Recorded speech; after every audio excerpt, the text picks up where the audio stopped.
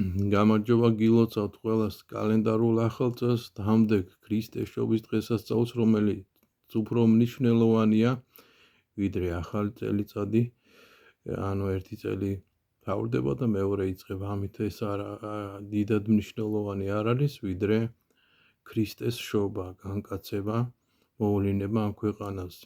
დღევანდელ დღეს, რასაც უკავშირებენ ხოლმე ასევე ბრჭყალებში ვიტყვი ბედს, ანუ ბედობას რო ამბობენ, ესეც რა თქმა უნდა შეცდომა არის, იმიტომ რომ ღმერთმა ჩვენ გვიბოძა თავისუფალი ნება, უკვდავი სული და კიდე მრავალი ნიჭი, რომელსაც გამოყენება, სწორი გამოყენება ჭირდება და სწორი მიმართულების მიცემა.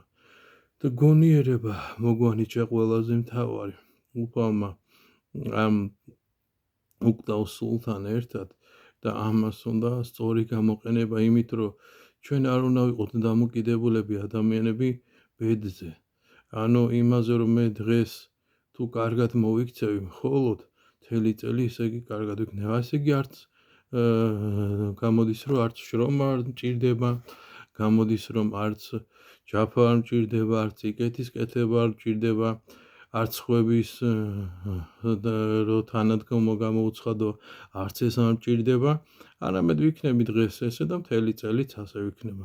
ან ვინც შემოვა, ხო, მეკვლეობაზეც რო ვიტყვი რამოდენიმე სიტყვას, რომ ვინც ესე იგი შემოვა ჩემს ოჯახში, მის მიხედვით იქნება ჩემი ეს წელიწადი. ეს ხო სიცრუეა, მეგობრებო. ეს ხო არასწორია. ქრისტიანობაზეც რომ არაფერი არ ვთქვათ, ხო?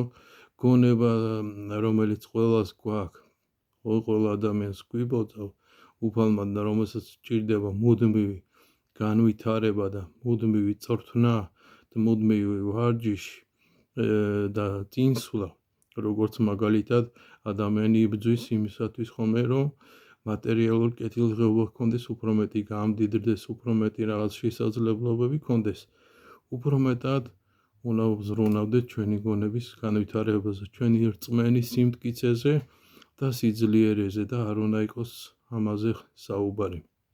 ღმერთმა ბედნიერი ქრისტეს შობა, ბედნიერი წელიც მისცეს უფალმა, ჩვენს ქვეყანას, ჩვენს ერს, ყოველ ადამიანს ერთიანობა და რაც ყველაზე მთავარია, სიყვარული, მოუკლებელი სიყვარული გქონოდეს ღვთისა, მოუკლებელი სიყვარული გქონდეს ქვეყნისა და მოუკლებელი სიყვარული გქონოდეს ერთმანეთისა.